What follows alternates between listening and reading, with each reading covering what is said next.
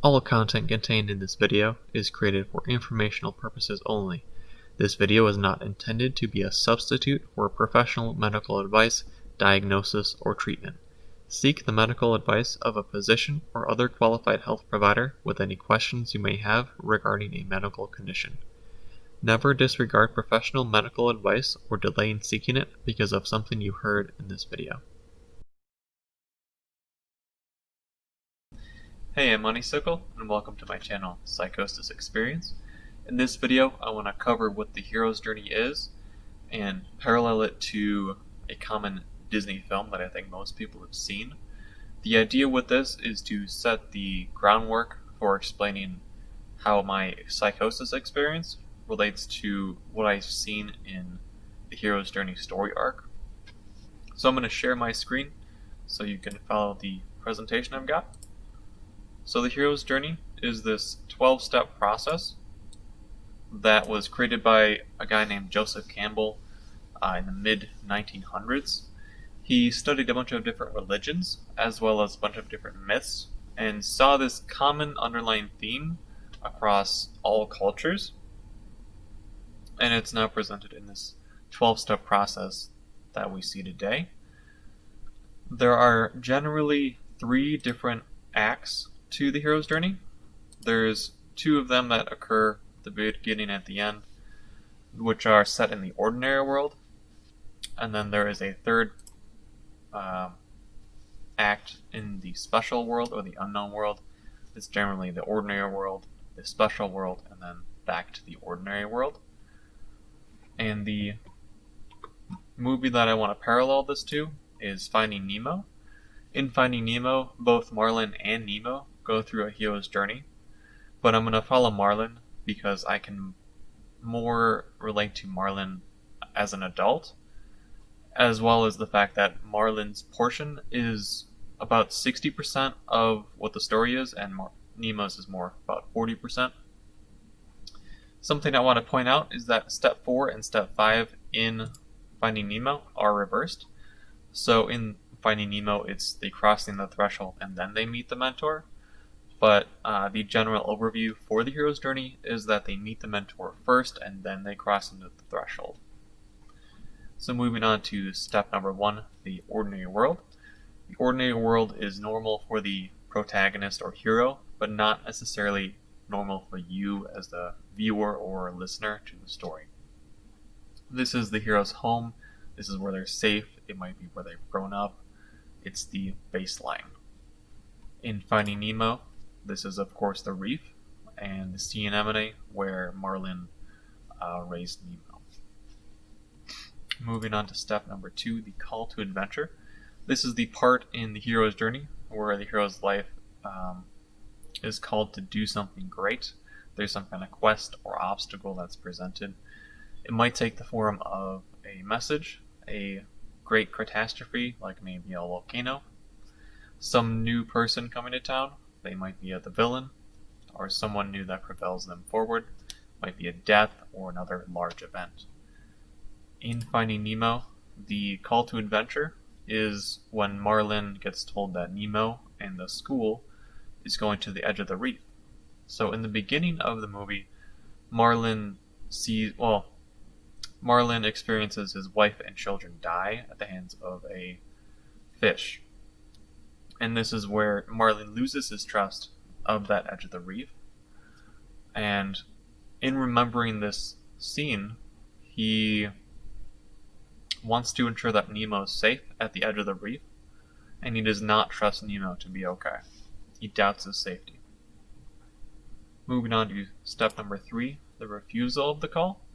This is when the hero in the hero's journey refuses the call to adventure. They usually refuse out of fear or worry. They may not refuse the call in some instances. They may just go in right away. But of course, in Finding Nemo, Marlin wants Nemo to come back from the boat. Out of his fear, he orders Nemo to come back, remembering that fish that killed his wife and children. Moving on to step number 4, crossing the threshold. This is where the character in the hero's journey goes from their ordinary world and dives into the special unknown world. This is when the hero is resolved to accept the challenge.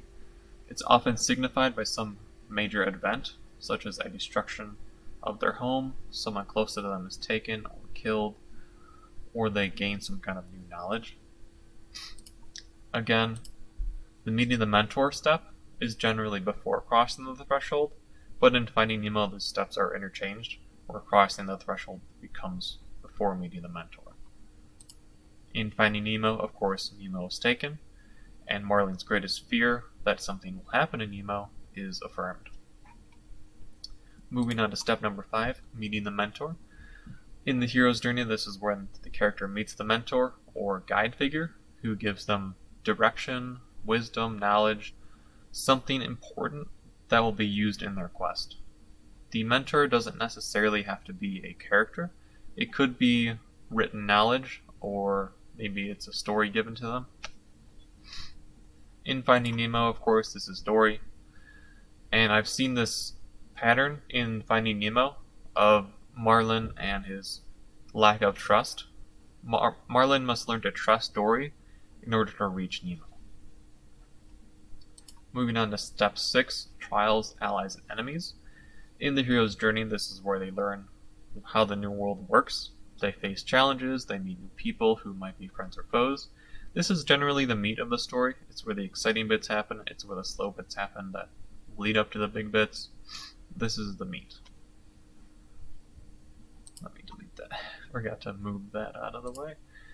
So, in Finding Nemo, Marlin, I'm just going to cover a few trials, friends, and enemies, because there are a lot in this movie. So Marlin first meets the sharks, who at first appear to be friends, but then turn out to be enemies. They dive into the darkness and wrestle with the anglerfish. They encounter the jellyfish, where they almost die. And again, there's this underlying theme of trust and doubt. There is one part in particular where the school of fish tell Dory, while Marlin is away, to go through the trench and not over it.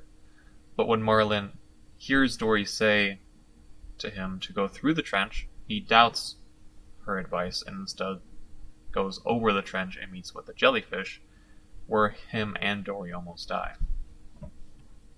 Moving on to step 7, approaching the Inmost cave.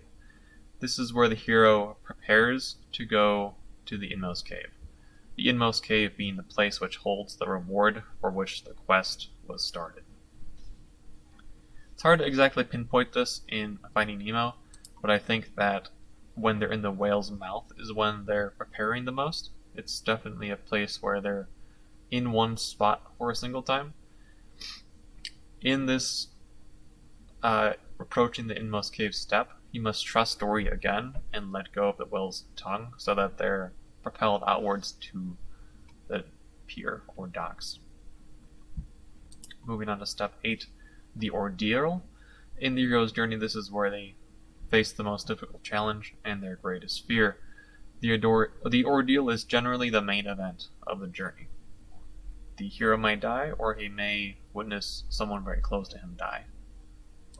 In Finding Nemo, of course, this is when Marlin reaches the dentist office.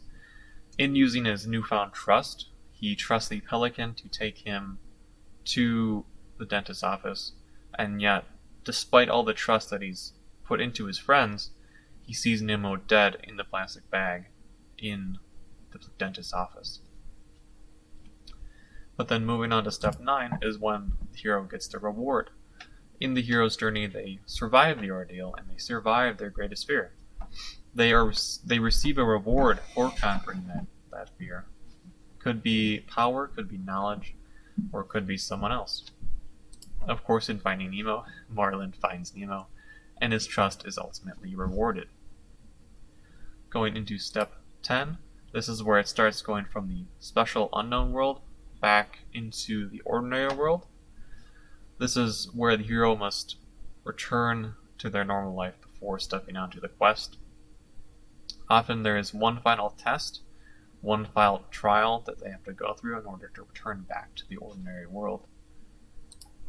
In Finding Nemo, this is when Dory is caught up in the net with a bunch of other fish, and Nemo jumps in to save her. Marlin must learn to trust, or Marlin must use his trust in his son and Dory to help overcome the net. Moving on to step 11, the resurrection. This is the result of the final battle. The hero must fight his fears again and must learn to apply what he's learned in the journey thus far. In the Finding Nemo equivalent, Marlin trusts Dory and Nemo, and the net is destroyed. Step 11 and 10 in Finding Nemo don't really have too much differences. They seem to be pretty mixed from my perspective. It's like the same thing in one. The net is just both step 10 and 11. There might be just slight differences, but that's what I see. And then now the final step, the return with the elixir. This is the part of the hero's journey where they tell their experience, they tell their story of this special unknown world, and they are able to use the reward for which they sought out. The elixir can be love, could be insight, or it could just be the experience they had in the special world.